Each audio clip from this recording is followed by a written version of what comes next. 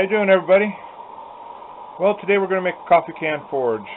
I'm going to use this basically just for doing my heat treats. It's not hot enough to do, to get steel to where you can actually move it with a hammer, but it will get our blades up to 1500 degrees, 1475 degrees to do a differential heat treat or to heat treat the whole blade. So we're going to get started on this project. It's pretty simple, it's fun, and I'll even show you a couple mistakes I made along the way that took me a little more time to do this. But this is a pretty cool little forge, and you can have a lot of fun with it. Caution, I have it going in here, I only have it going for a few minutes. You really don't want to have this thing close to a wall, because even though it doesn't look like it, there's heat right here. There's heat right here, and there's heat in the back. So you got to be real careful with forges. I got the littlest torch tip on here that I could get, but I'm gonna shut this down. But I plan on getting a much bigger tip for it. I went to Home Depot and they were just out of them. So, but look at all the smoke come out there. Yeah. This is a fun project, and if you want to tinker around and melt a couple little bolts down, you can get the big ones, the big torch tips, but you definitely got to be careful with them. They are a lot of fun, but they are dangerous. Alright, let's get started. So these are the items you're going to need for your little coffee can forge. Coffee can, or a number 10 can, I believe is what they call it. The wrapper is, of course, taken off. 2-inch, actually this is about 2 3/8 inch black pipe, plastic, nice slick surface so we can get it out of there. And I'm using these 1/4 by, I think they're about 1.5. Actually, they were 4-inch. I cut them all down. Carriage bolts for legs.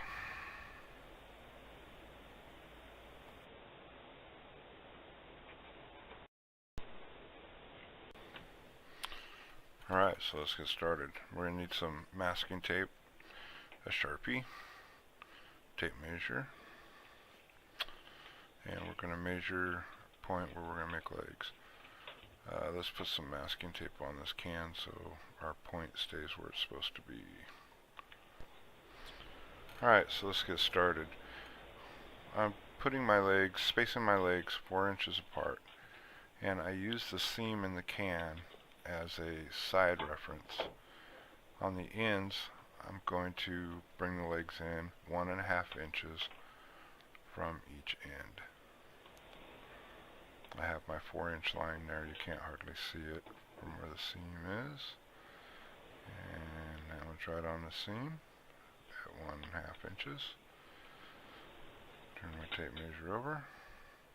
1.5 inches. And then my little line right there, 1.5 inches.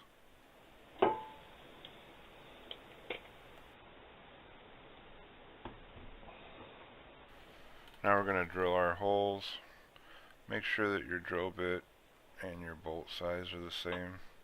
You don't want your legs in there real sloppy. For one, the fire brick we're going to make will ooze out of the leg holes. We don't want that. And you want your legs to be nice and firm. So drill the holes, 1/4 inch bolt, 1/4 inch drill bit.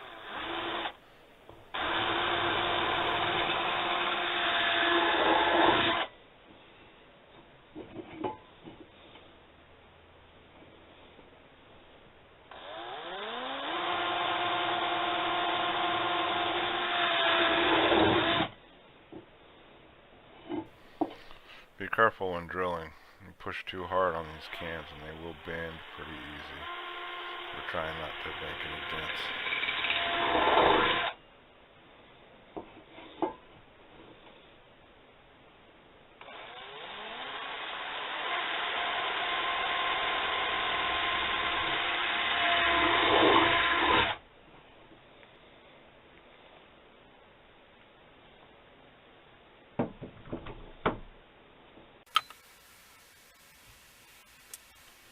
Okay, so we're going to speed things up a little bit, get these legs in here and test fit everything, make sure everything's going together before we move forward.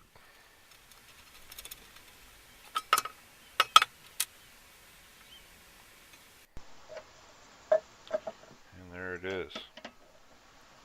Looks like all 4 legs are working. It's up off the ground. Now we got to cut this hole in the back so our tube can go all the way through. This is for our form, and it is 2 3/8 inches. So now we got to find the center in our can.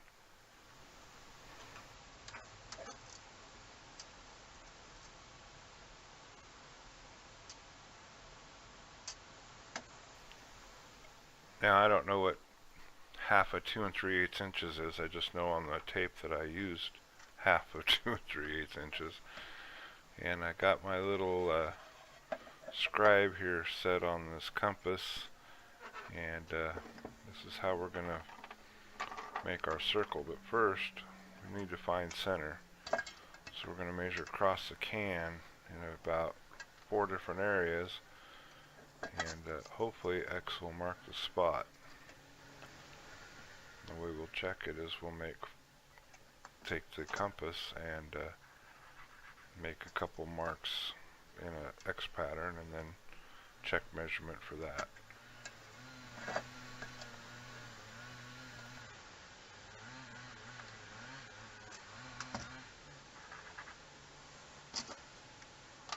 Okay, we have our X. Looks pretty good. Guess we'll make a couple marks here and measure. So I'll just scratch a little line here, a little line here, and like I said, in an X pattern. Looks pretty good. Put a dot there so I can check it easily. And it looks, it's within a fraction of an inch, a very small fraction of an inch. We're going to go for it. This thing doesn't have to be perfect, but the closer to center it is, the better it looks for the eye, for one, and it'll work better. You'll be much happier with it.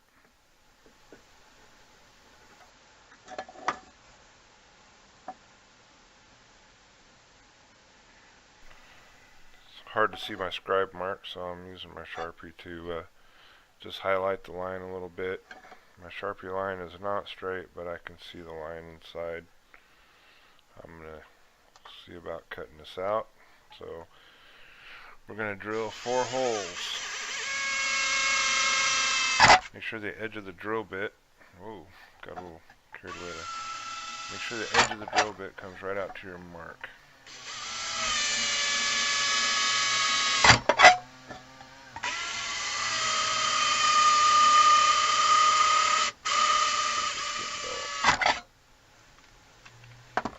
Okay, pop the drill head off of this, put the saw head on it. Can't get it in that one. Try this one. There we go.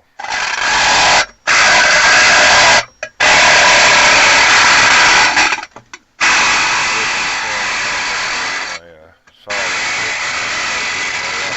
edge, so I'm going to have to do a little drum sanding work on this thing. Get this thing out of there.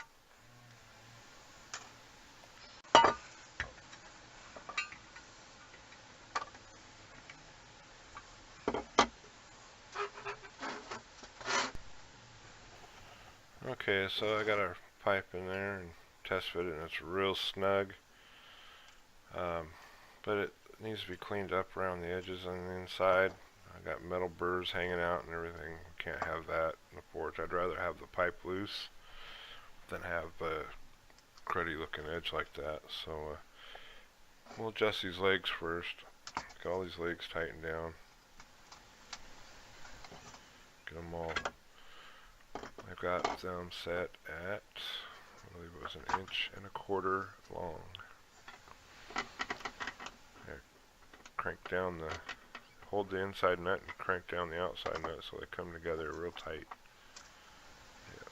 1.25 inches exactly. Crank that down tight.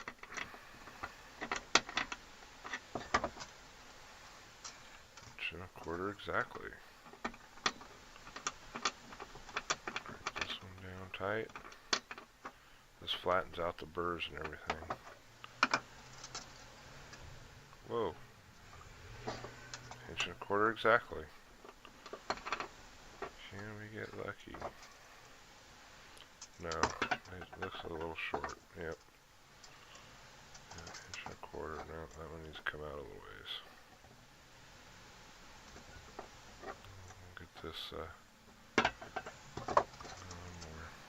It's not quite there yet. Anyways, we'll get this straightened up and then we'll get over here to the drum sander and open that hole up a little bit. There we go. Just keep going.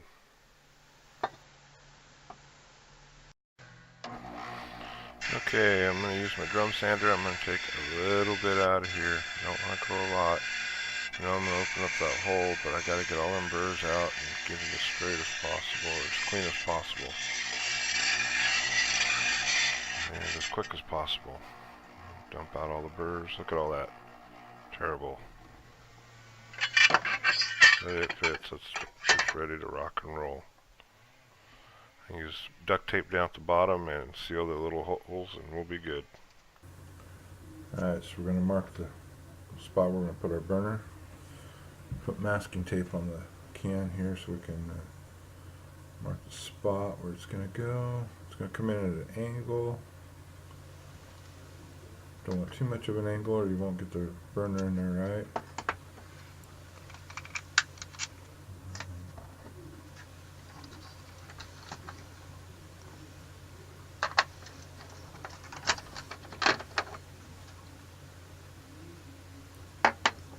Make sure that your drill bit is the size of the piece you're going to use to form the burner hole.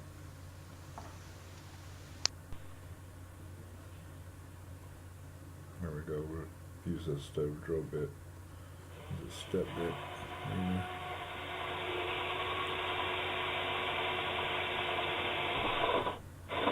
Really be careful pushing on the can because it will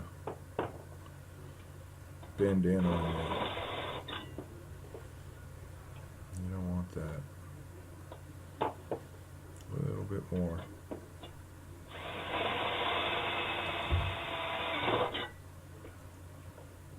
Alright, let's try that. Now I'm going to have to take the centerpiece out. Or maybe I can reach in there with a drill bit.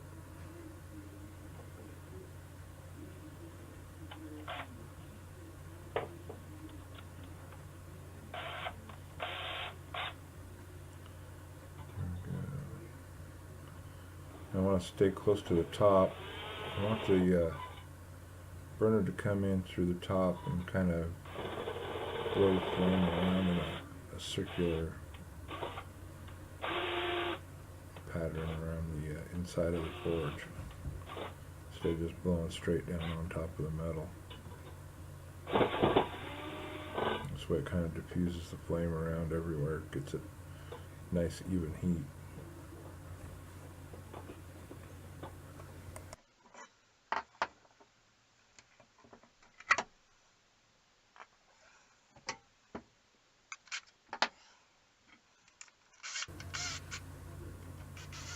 Clean this up a little bit so everything is about the right.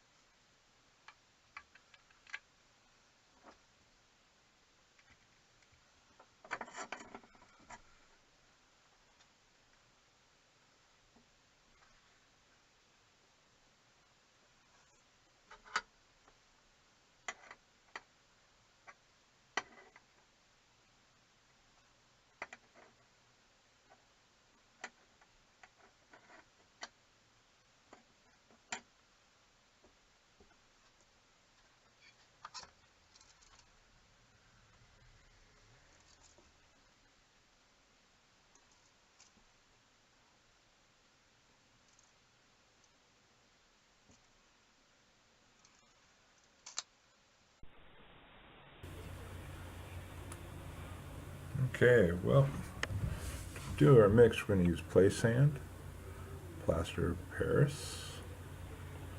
We're going to mix them together in equal portions into this bucket. And then we have our secret ingredient.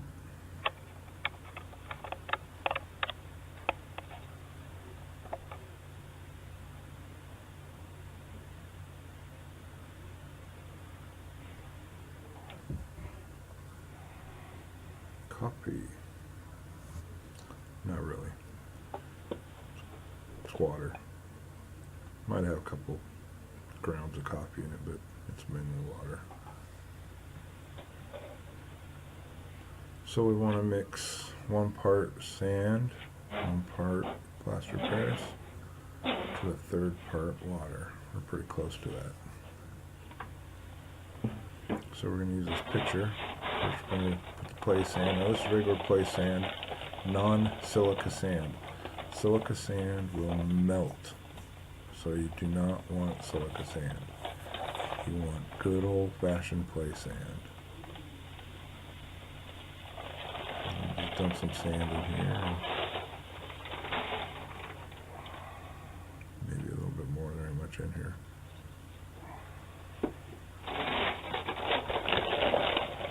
I use the same play sand for my forms when I'm doing my aluminum work or brass. This will get started. This will get us a base in the bottom. So I'm going to make me a mark.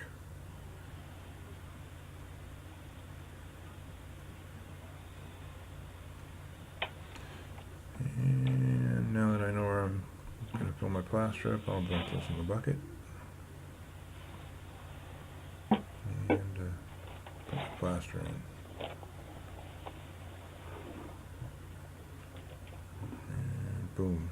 Big old clump of plaster just came out of the bag, which it usually does. And it's way too much. We want to keep the portions as even as possible. I mean, it doesn't have to be right down to the granule, but too much plaster, it'll set up real fast, but it won't be as strong. Too much sand, again, it won't be as strong. The sand will start to separate from itself.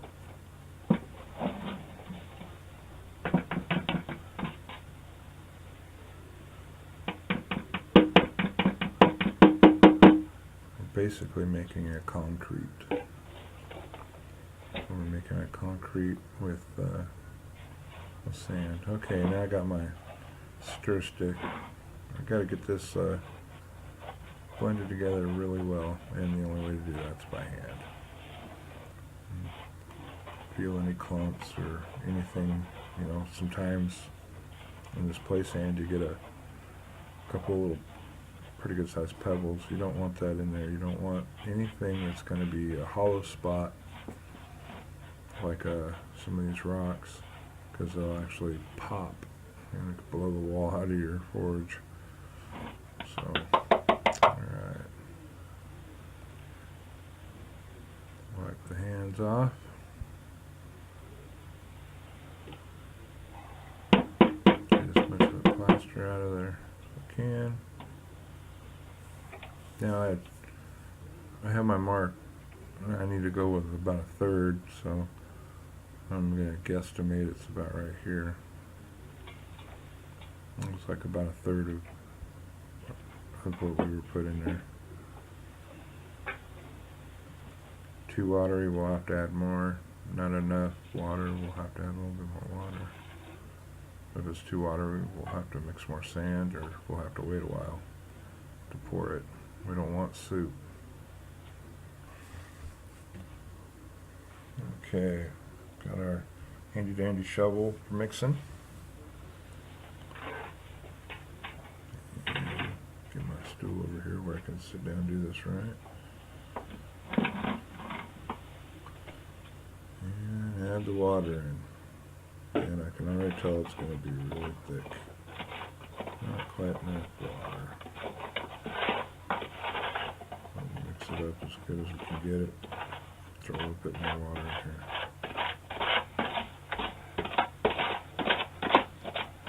nice thing about the pointed shovel is you can get in up around the edges of the bucket. And it makes it good.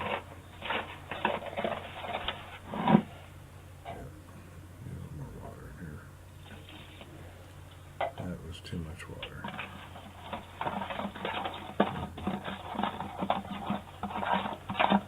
I'm not mixing enough to pour the whole form at one time. I want to get the bottom poured first, get a good start on it. I'll come back in and make a couple batches to get this done. That way it gets time to set up.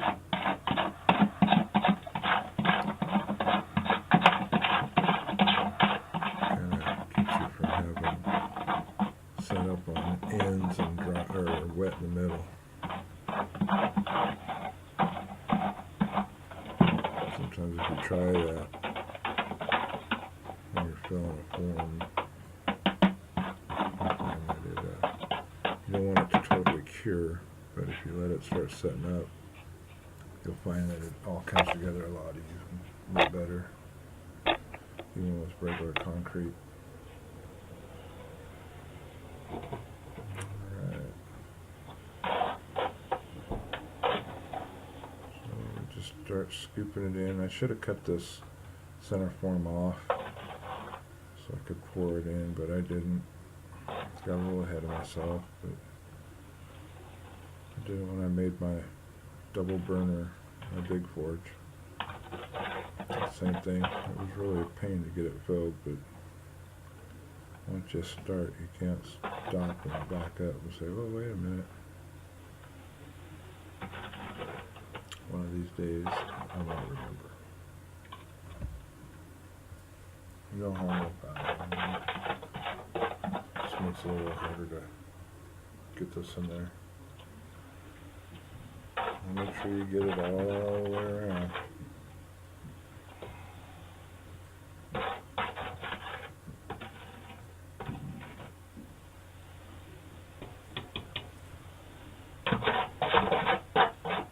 Nice and cool today. It's actually a little damp outside, so this isn't going to take off and set real fast. But now, a couple days ago when it was 80 degrees, 85 degrees outside, about right now I'd be in trouble because this would be setting up already. But we got a little bit of time. So set this bucket aside. Now I'm going to make sure that I get the center form in there properly.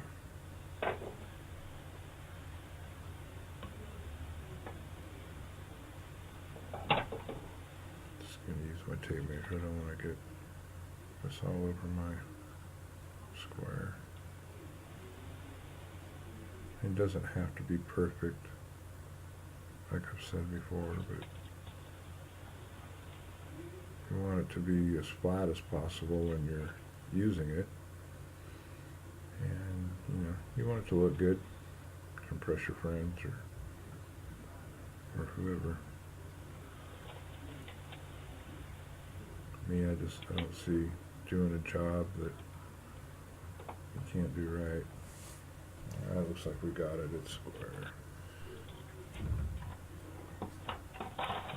Filling in the last part of it.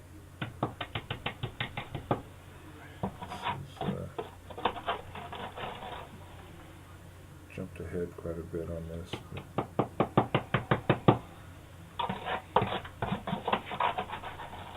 you can see that it's just about full.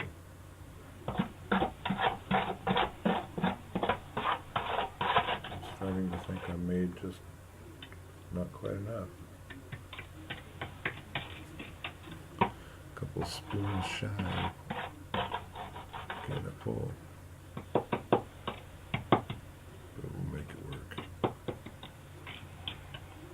Yeah, now if you notice the center form's leaning way over, it's okay. It's not going to hurt anything. I'm going to stand it right back up here in a minute. I got to get this packed down in here real good anyways. You want to make sure you get any chance of any air buildup or any air bubbles, and you want to get them out of there. This has to be nice and full. No pockets. Pockets will cause heating problems.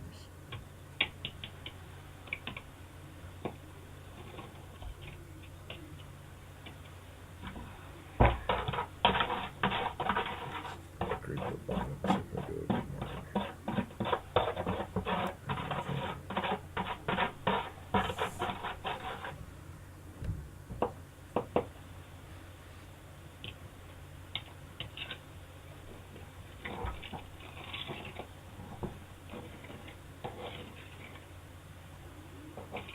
You can spend a lot of time making the boards looking more fancy if you want. I just want to get it full. I'll worry about fancy in a little bit.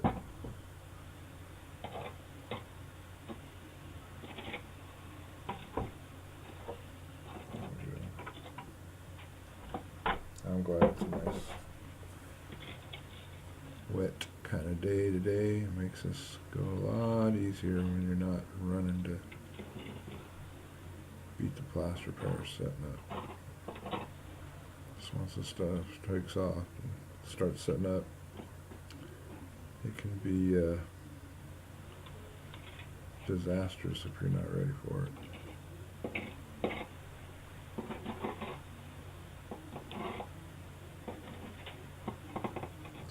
Some of this fell down on my table and fill in that little hole right there. And the final touches with the fingers. That's the way to do it.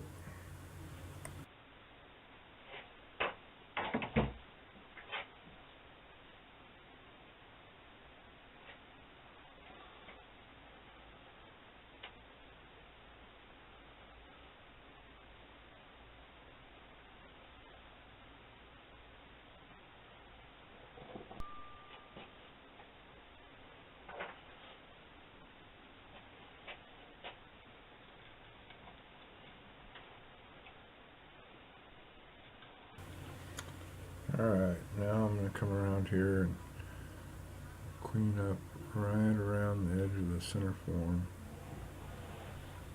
I want to make sure that I get all this that's stuck to the top of the form broke loose and separated.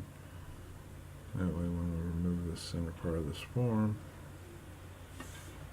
I don't take a big chunk out of the front of my forge. That would be kind of upsetting.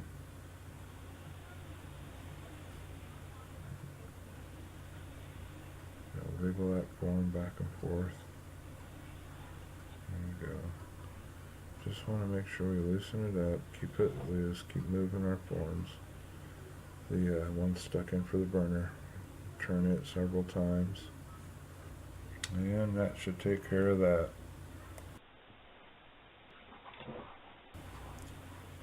Well, guess what?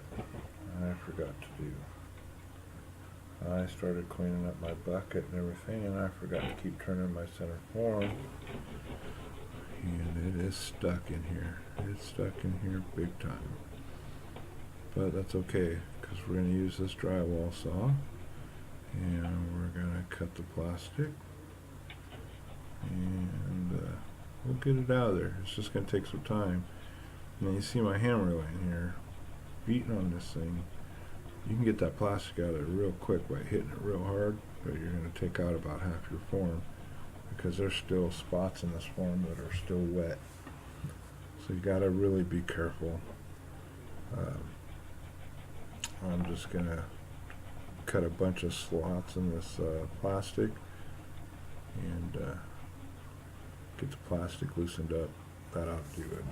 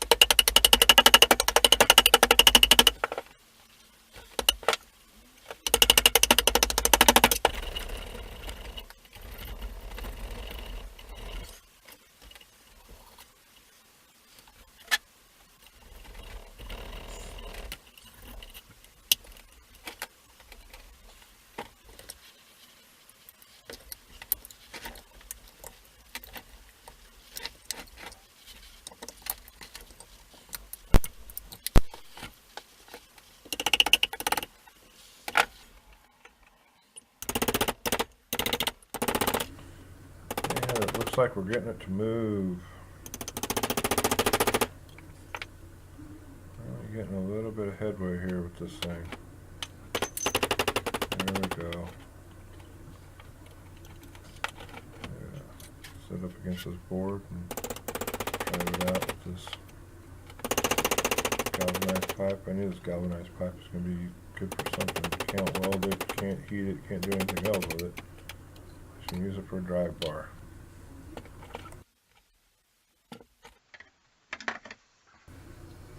Okay, we're going to build us a base for our propane can. Set this up here, about 3/4 away, set in there, mark it. I don't know if I'm going to cut them corners off or not. Because when I put the screws in here, they may come through, so I may just forget about the marks after all. Alright, I'm going to cut this first part out around the circle, or half circle, 3/4 circle.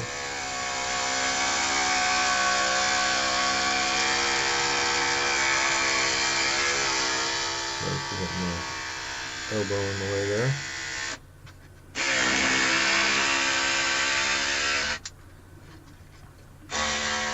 Trim this off a little bit. Test fit, fits perfect. I'm going to cut this part off of the mat.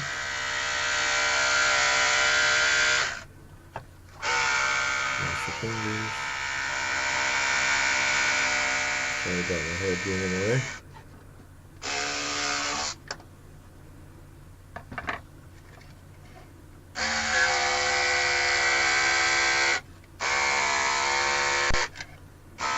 It's going to be a base piece. Like the other piece I just cut off. Let's see.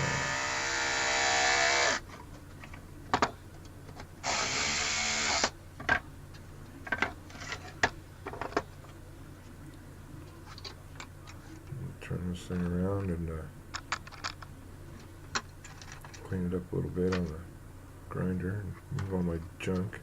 It's amazing how much stuff can get accumulated when you're doing the project. Alright, so now we're on the belt grinder here with an old belt. Still works good for wood though. Just going to clean up these edges and bevel the corner over a little bit. Actually, one of those splinters, basically.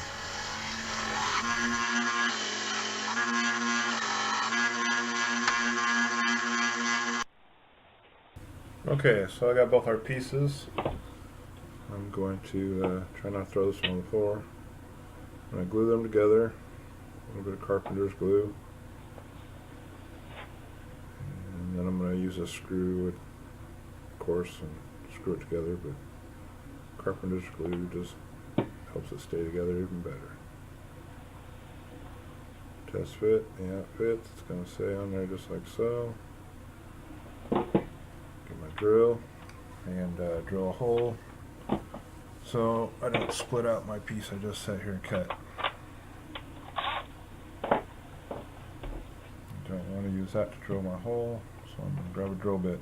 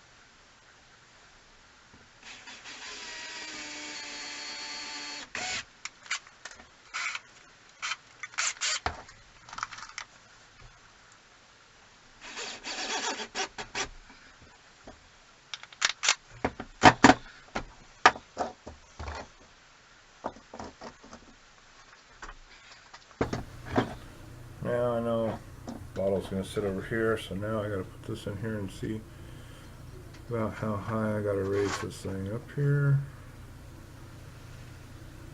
Keep the bottle flat.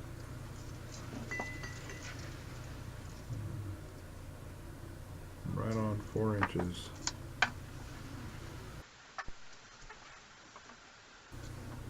Okay, so now I'm going to make me a leg. 4-inch leg.